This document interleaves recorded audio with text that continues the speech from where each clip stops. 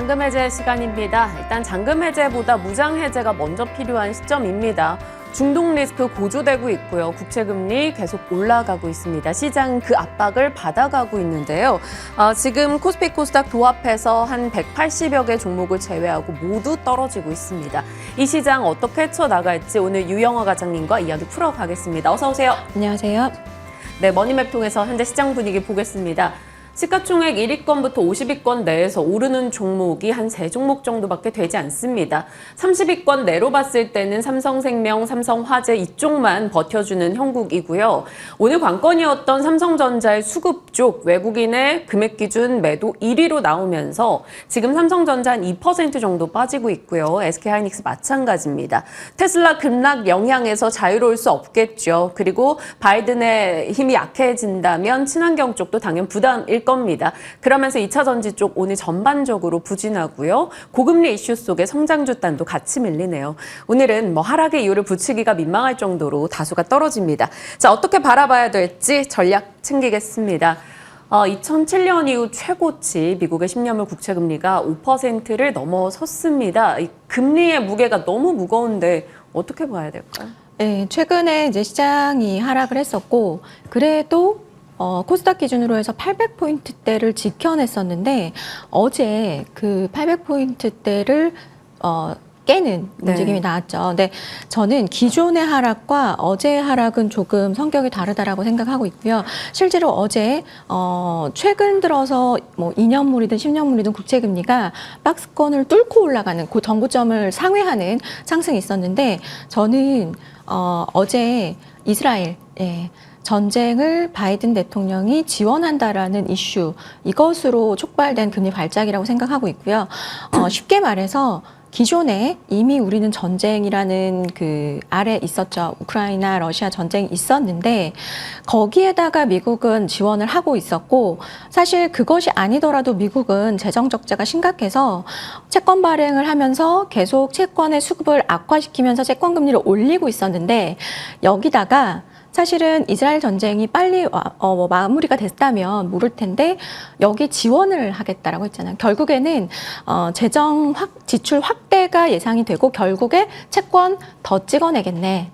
그러면서 채권 금리는 이제 천장부지로 치솟게 된 거거든요. 결국에 우리나라랑 미국은 금리 격차가 큰 상황에서 환율이 또 결국에는 위험에 노출이 되는 거고, 오늘 아까 말씀하셨듯이 외국인이 최근에 사실 우리나라는 팔지만 삼성전자, SK하이닉스 샀거든요. 근데 그들까지 판다는 것은 그냥 신흥국 우리나라 파는 거예요.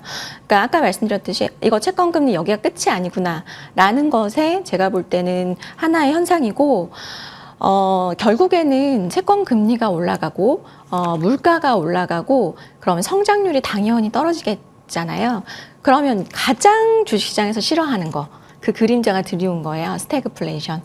어제부터 저는 이제 시장이 굉장히 조금 금이 상승하고 결국에는 금리도 오르고 그리고 주식은 빠지고 이런 현상들이 스태그플레이션을 이제 두려워하기 시작했다라는 점에서 저는 이제는 하단은 조금 열려 있다라고 봐야 될 것 같습니다.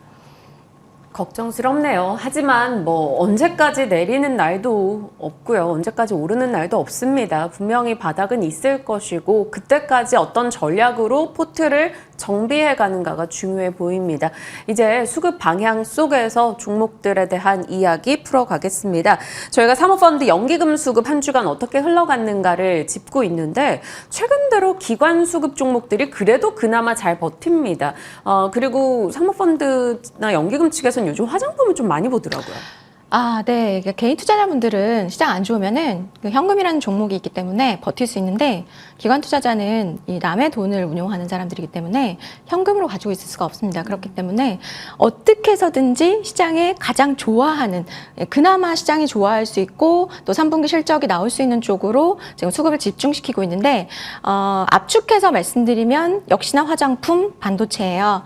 화장품은 일단 최근에 여러 가지 노이즈가 중간중간 있었지만 여의도에서 강소기업 대상으로 12개 기업을 모아놓고 IR을 했습니다. 네. 그래서 여기에서의 어떤 이제 이 이슈는 업황이 여전히 상승 기조고 내년까지도 좋을 것 같다. K뷰티는 살아있다. 이것을 확인한 자리라고 보시면 좋을 것 같고 포인트 두 가지 정도를 전달을 해드리면 네. 첫 번째로는 비수기가 없어졌다는 거예요. 과거에는 이제 그 브랜드사 쪽이 3분기가 좀 비수기였는데 그런 부분들이 없어졌기 때문에 실적이 3분기에 좀 잘 나올 것으로 예상이 되는 거고요. 거기다가 이제 ODM 그쪽도 국내 법인도 좀 긍정적으로 나오고 있습니다. 북미뿐만 아니라 다만 이제 중국 법인 노출도가 큰 기업들은 여전히 조금 성장은 더디다 보시면 될 것 같고 거기다가 이제 코스메카 코리아 국내나 미국 법인의 성장 강세가 계속해서 높아지는 부분들 그래서 3분기를 지나서 4분기 그리고 내년까지도 실적은 긍정적일 수 있다. 예, 그런 부분들을 확인한 자리라고 보시면 될 것 같고 네. 결국 이제 비중국 수출 강세다. 이것은 연초부터 계속해서 이제 화장품주를 이끌어온 트렌드이기도 한데요.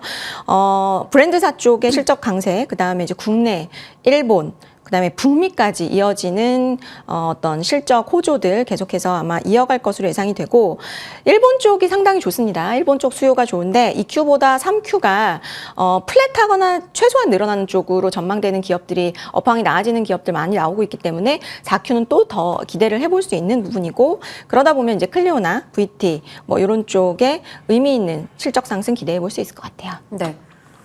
그리고 시장에서 반도체가 그나마 잘 버텼다라는 평가가 나왔어요. 오늘은 좀 삼성전자 수급 등이 걱정스럽긴 합니다만 ASML 혹은 TSMC 이런 곳에서 실적도 뭐 비교적 양호하게 내놨고요. 낸드 가격도 어찌됐건 반등을 주고 있기 때문에 기댈 요소들이 좀 있어 보입니다. 그래서 수급적으로도 좀 우위에 있는 거겠죠? 네, 맞습니다. 최근에 뭐 중국 규제 때문에 엔비디아가 크게 하락했음에도 네. 불구하고 마이크론이 잘 버틴 것과 같은 의미이고요. 디램 업황 같은 경우는 재고 정점 지나고 우상향 방향성 기조를 확인시켜주고 있고 낸드는 바닥을 확인은 하지 못하고 있지만 3분기에는 가격 하락이 조금 멈추면서 아무래도 바닥에 근접했다라는 시그널들을 보여주고 있기 때문에 업황 회복 기조는 여전히 지속된다 이렇게 보시면 될 것 같고요. 그 중에서도 사실 기관들은 아무래도 모멘텀에 집중을 할 수밖에 없기 때문에 HBM 관련주 쪽으로 수급이 집중됐다라고 보시면 되고 이번 주에 이제 그런 기사가 있었죠. 엔비디아가 SK하이닉스에 엔비디아는 이미 내년도 물량까지 다 지금 줬다고, 네, 이미 다 지금 예약을 받아놓은 상황이기 때문에 HBM 반드시 필요하거든요. 근데 지금 실제로 양산이 가능한 기업은 SK하이닉스이기 때문에 SK하이닉스 쪽에 선수금을 주고 물량 선점을 했고 결국 이제 SK하이닉스 사실 조금 힘들었지만 TSV 쪽으로 이쪽으로 이제 자금을 집중해서 투자할 것으로 예상이 되기 때문에 요런 쪽 HBM 수혜주들 쪽으로 수급이 집중됐고 뭐 이오테크닉스나 제우스, PSK홀딩스, DIT 이런 쪽으로 수급이 집중됐는데 최근에 이제 과거 이제 올해 쭉 이제 HBM 수혜주들을 수급이 들어왔던 쪽 말고 새로운 신규로 조금 볼 수 있는 쪽은 솔브레인이라든지 IMT 쪽으로도 확산이 좀 되는 분위기가 좀 감지가 되고 있습니다. IMT는 상장한 지 얼마 안 된 종목이에요. 맞습니다. 그렇죠? 네. 얼마 되지 않았는데 마침 좀 때마침 타이밍이 그래도 수급적으로 들어올 수 있는 상황이었던 것 같아요. 뭐 시세적 측면으로는 앞으로 지켜봐야겠죠. 자, 잔금 해제 첫 번째 종목 가겠습니다. 시장에서 여러 흔들림이 보입니다만 그래도 자율주행 쪽은 모멘텀은 살아있다라는 느낌이에요. 정책적 모멘텀도 있고 뭐 중국에서 자율주행 버스를 운행한다 혹은 세계 각국에서 자율주행에 대한 뭐 기술력 확보에 노력 중이다 이런 뉴스들이 계속 나오거든요. 그 가운데 퓨런티어가 또 나름 유망주로 많이 언급되더라고요. 실제로 이제 숫자가 나오는 자율주행 관련주 쪽으로는 아무래도 우리나라에서는 뭐 소프트웨어 기업 쪽보다는 아무래도 카메라 쪽을 좀 지금 수급에서는 선택을 좀 하고 있는데 일단 그 자율주행 쪽이 최근에 주목을 받고 있어요. 퓨런티어나 넥스트칩 쪽으로 수급이 들어오고 있는데 네. 아무래도 정책 모멘텀이 연말에 좀 있기 때문이거든요. 첫 번째로는 이제 두 가지 모멘텀 총 있다라고 보시면 되는데 첫 번째는 국내 정책 모멘텀인데 국토교통부 쪽에서 이제 모빌리티 혁신과 활성화 지원에 대한 법률이 19일부터 시행이 됩니다. 그래서 정부가 자율주행 택시, 셔틀 뭐 이런 것들, 로봇 드론 배송 이런 것들 모빌리티 활성화를 추진해주고 이쪽에 드라이브를 건다라고 보시면 될 것 같고요. 샌드박스를 통해서 기존에 있던 규제나 이런 부분들에 이제 좀 사다리를 좀 허들을 좀 치워주는 역할을 해줄 수 있을 것 같고요. 네. 거기다가 지금 두 번째로는 다양한 국가에서 다 자동차 세이프티 강화를 하면서 이 에이다스, 에이다스 기능 탑재가 의무화가 되는 부분들을 굉장히 좀 추진을 하고 있는데 이제 센서의 이 탑재라는 것이 과거에는 이제 옵션, 이었는데 이게 이제 의무의 영역으로 전환이 되다 보니까 그렇게 되면은 이제 내년부터 차량용 센서의 수요가 증가하고 센서 중에서도 역할하는 거 라이다, 레이다 있지만 카메라의 수요가 급증을 할 것 같아요. 대표적으로 이제 사례를 보면 EU 쪽 보시면 좋은데 22년 7월 6일 날 새로운 이제 자동차 일반 안전 규정을 통해서 2024년 7월부터 유럽 도로를 달리는 모든 신차에 에이다스 장착을 의무화했습니다. 그러면서 요 지금 카메라 탑재량 증가가 좀 예상이 되고 있기 때문에 뭐 아무래도 이제 레이다, 라이다 중에서도 카메라 쪽은 가파른 성장을 이어갈 수 있을 것 같고요. 결국에 이제 그 요쪽에서는 테슬라 그리고 논 테슬라 자율주행 선두주자이니까요. 네, 그쪽에서의 접근 방식이 아무래도 이제 테슬라 같은 경우는 차량용 쪽에서 이제 카메라를 중심으로 쓰고 이제 그 테슬라 논 테슬라 쪽은 이제 라이다나 에이다를 합쳐서 이렇게 좀 쓰는데 두 진영을 동시에 아우를 수 있는 교집합되는 부품이 카메라라고 보시면 좋을 것 같아요. 그래서 이쪽에 검사 장비를 하는 퓨런티어 성장이 예상이 되고 있습니다. 네, 첫 번째 포인트 잡아주셨어요. 정책 모멘텀, 각국의 변화, 그리고 넌 테슬라와 테슬라 그 사이에 교집합의 종목이 될 수 있는 이유 얘기 주셨습니다. 두 번째 포인트는 구조적 성장. 자율주행이라는 걸 하려면 결국 사각지대가 없어야 되는 거잖아요. 맞습니다. 그러려면 이쪽으로의 성장은 사실 담보되어 있는 성장 스토리인데 좀 구체적으로 살펴주세요. 네, 근데 이 회사가 주가를 보시면 약간 들쑥날쑥해요. 그래서 왜 그러냐면 이 회사는 이제 수주 산업이다 보니까 QOQ로 실적이 잘 안 나올 때는 또 빠졌다가 근데 이제 이 회사를 기본적으로 대하는 방식 자체가 조금 달라지셔야 되는 게 이 회사는 YOY로 성장을 하면 성장하는구나라고 생각하시는 게 맞거든요. 근데 기본적으로 이 회사가 뭘 하냐 2015년부터 자율주행용 센싱 카메라 핵심 공정 장비를 생산을 하고 있는 기업이고요. 현재 센싱 카메라 장비 산업의 구조적 성장이 지금 예상되는 상황에서 에이다스의 기능 확대, 그다음에 자율주행 기능 발전에 따라서 전방 카메라 위주로 지금 사용이 되는 센싱 카메라가 측면이나 아까 말씀하셨듯이 사각지대 없이 후면 쪽에 점점 광범위하게 다 적용이 되고 있는 것이 포인트라고 보시면 될 것 같고요. 센싱 카메라 같은 경우는 그냥 보는 역할을 하는 뷰잉 카메라 대비해서 사실은 기본적인 ASP가 높습니다. 왜냐하면 이제 해상도나 거리, 화각 같은 경우에서 사실 고난이도의 기술력이 요구되기 때문에 기존의 뷰잉 카메라 생산 공정이나 장비로는 불가능해요.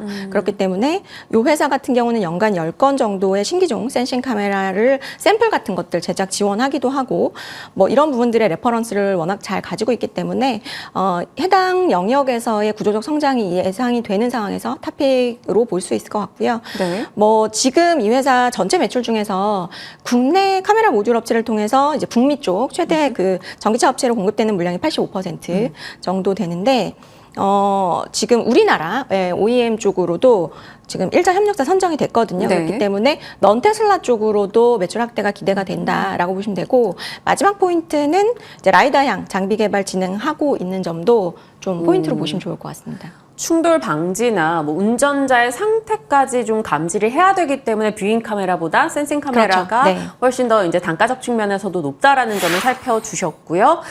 고객사가 조금씩 넓어지고 있다라는 것도 포인트로 잡아주셨습니다. 그리고 QOQ 말고 YOY로 실적의 성장을 봐야 한다. 그러면 앞으로의 실적 전망 데이터는 어떻게 나오고 있나요? 네, 일단은 올해는 영업이익 한 95억 정도 예상이 되는 상황이고 내년에는 YOY 40% 성장세를 이루어낼 수 있을 것으로 판단하고 있고 네. 영업이익은 한 135억 예상이 되는데요.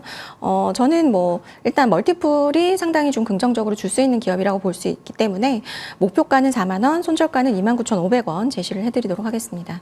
목표 라인 4만 원, 지금 32,000원대에서 좀 높게 잡아주셨고요. 손절 라인 29,500원으로 퓨런티어 이야기 살펴봤습니다. 안 그래도 자율주행 모멘텀이 참 많이 나와서 그 가운데서 어떤 종목들을 앞단에 세워야 될지 고민들 하고 계실 텐데요. 이 부분 좀 지켜보시길 바랍니다. 자, 두 번째 종목 열어보겠습니다. 역시나 올해 정말 흐름이 좋았다가 네. 지금 조금 변곡을 겪고 있는 종목 CNC 인터내셔널인데 과도한 조정 오히려 좋다? 뭐 살만하다라는 걸까요? 네, 저는 최근에 이 회사가 고점 대비해서 한 30% 하락을 했는데요. 오히려 저는 기회라고 생각하고 아무래도 이제 캐파 증설하는 부분에 있어서 자금 조달 이슈가 생기면서 좀 매도가 나오면서 이제 빠졌는데 이 회사는 이미 500억의 현금성 자산을 가지고 있기 때문에 이러한 우려는 조금 과도하다라고 보고 있고 시장과의 소통이 좀 잘 되면서 다시금 그 기관들의 수급이 좀 유입되고 있다라고 보시면 될 것 같고요. 주요 포인트는 이제 국내 쪽의 캐파 능력도 계속 좋아지고 있고 중국 쪽 수주 환경도 회복이 되고 있다라는 점을 포인트로 보시면 좋을 것 같고 네. 그에 따라서 3분기는 쉬어갈 건데 4분기부터는 외형 성장 레벨업을 기대해 볼 수 있을 것 같고요. 아무래도 100% 색조 ODM 기업입니다. 네, 그렇기 때문에 그런 기반 그 기술력이 탄탄하게 있기 때문에 협상력 면에서도 단가 뭐 CR 같은 것들을 잘 안 받을 수 있고요. 그다음에 영업력도 사실 계속 이제 고객사도 늘려가고 있기 때문에 뭐 에스티 로더나 이제 루이비통 그룹 쪽에서의 브랜드들을 계속 고객사로 확보해 나갈 것으로 예상이 되고 있고 네. 4분기와 내년 바라보고 지금 좀 관심을 가져보시면 좋지 않을까 싶습니다. 아모레 퍼시픽, 루이비통 쭉, 에스티로더, 난다, 클리오, 다양한 고객사를 네. 갖고 있는 업체입니다. CNC 인터 8월까지 정말 올해 남부럽지 않은 상승률을 기록했다가 9월에 좀 크게 밀렸는데요. 지금은 그래도 일부 이평선 지지하며 올라서려는 흐름이 보입니다. 다음 포인트, 색조 홀릭. 요즘 색조 화장법에 대한 영상이 정말 유튜브에도 엄청 많이 올라오더라고요. 아무래도 이제 케이팝의 뭐 장원영 씨 메이크업 뭐 그런 비법, 네, 그런 것들이 사실은 이제 그 좀 연령대가 높으신 분들이 보는 게 아니라 이게 글로벌하게 어린 친구들이 많이 보다 보니까 이제 중저가 인디 브랜드사의 색조 화장 그리고 사실 저도 샤넬 섀도우를 선물을 받아서 가지고 있는데 색깔이 좀 칙칙해요. 네. 최근에 나오는 인플루엔서들은 정말 아이스크림이나 캔디처럼 너무너무 이쁘거든요. 화사해요. 네. 그리고 발색력도 못지 않습니다. 왜냐면 그들의 결국에는 제품을 CNC나 코스맥스 이런 회사들이 만들어주기 네. 때문에 똑같아요. 예. 그래서 제품의 퀄리티도 좋고 하기 때문에 굳이 비싼 걸 살 필요가 없는 거죠.